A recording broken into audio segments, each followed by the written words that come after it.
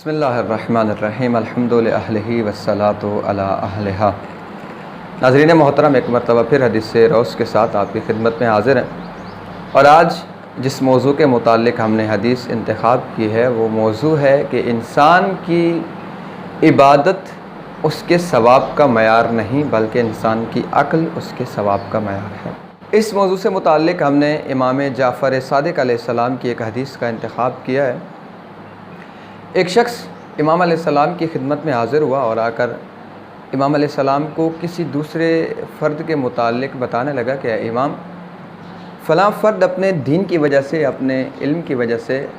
اپنے فضل کی وجہ سے اور اپنی عبادت کی وجہ سے معاشرے میں ایک مقام پیدا کر چکا ہے۔ اس شخص نے جو ہی یہ بات کی تو امام علیہ السلام نے پوچھا، اے شخص یہ بتا کہ اس کی عقل کیسی ہے، کیف عقل ہو؟ تو جواب دیا صحابی نے، لا ادری، اے امام اس کی عقل کے متعلق تو مجھے اندازہ نہیں ہے، مجھے معلوم نہیں ہے۔ امام علیہ السلام نے اس شخص کے جواب میں ارشاد فرمایا، ان الثواب علی قدر العقل، اے شخص بے شک وہ اپنی عبادت کی وجہ سے، اپنے دین کی وجہ سے اور اپنے فضل کی وجہ سے معاشرے میں ایک مقام پیدا کر چکا ہو، لیکن خدا کی طرف سے ملنے والا ثواب انسان کی عقل کے مطابق ہے۔ علیہ السلام نے اس شخص کے جواب میں ایک قوم بنی اسرائیل کے ایک فرد کا واقعہ بیان کیا کہ ایک شخص تھا جو ایک جزیرے کے اندر رہ کر خدا کی عبادت کیا کرتا تھا۔ یہ شخص اپنے تمام تر دنیاوی تعلقات کو ترک کر چکا تھا، اپنے تمام تر مصروفیات اور مشغولیات کو چھوڑ کر ایک سرسبز و شاداب اور شفاف پانی والے جزیرے کے اندر یہ رہ رہا تھا، اور وہاں پر پورا دن یہ خداوند متعال کی عبادت کیا کرتا تھا۔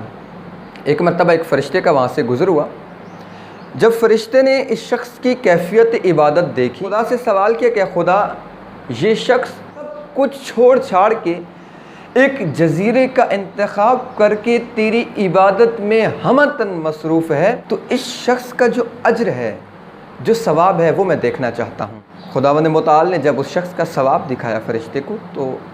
بہت قلیل ثواب تھا اس کا۔ اب فرشتے کی حیرانگی کی انتہا نہ رہی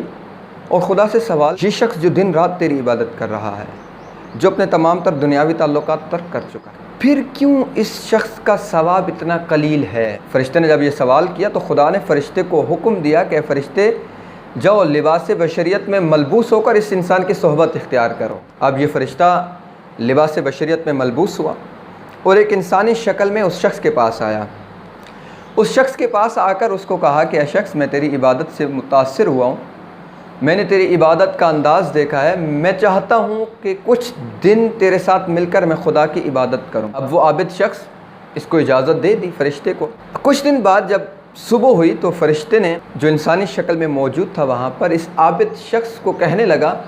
کہ تو نے اپنی عبادت کے لیے جس مکان کا انتخاب کیا ہے، جس جزیرے کا انتخاب کیا ہے، یہ انتہائی خوبصورت ترین جگہ ہے، اور یہاں پر عبادت کی جو لذت ہے، جو لطف ہے، وہ کسی اور جگہ نہیں ہے۔ عابد شخص نے جب فرشتے کی یہ بات سنی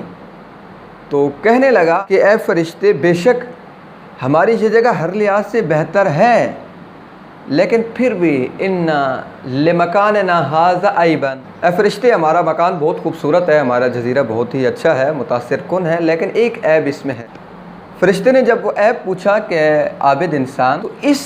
جزیرے کے اندر رہ کر تجھے کیا کمی محسوس ہوئی ہے؟ اب وہ شخص عابد جو تھا، جو عبادت گزار تھا، وہ کہنے لگا کہ اے انسان، لیس لربنا بہیمۃ، انسان ہمارے پروردگار کے جانور ہی نہیں ہیں، اے کاش ہمارے پروردگار کے گدھے ہوتے، ہمارے پروردگار کی بکریاں ہوتی تو میں اس خوبصورت چراگاہ میں ان کو چراتا۔ اب جب یہ بات فرشتے نے سنی اس عابد کی تو اس کو اندازہ ہو گیا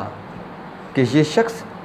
بے شک اپنی عبادت کے اوج تک ہے، لیکن اس کی عقل ابھی تک کامل نہیں ہوئی۔ فرشتے نے پوچھا، کیوں تو چاہتا ہے کہ تیرے خدا کے جانور ہوں؟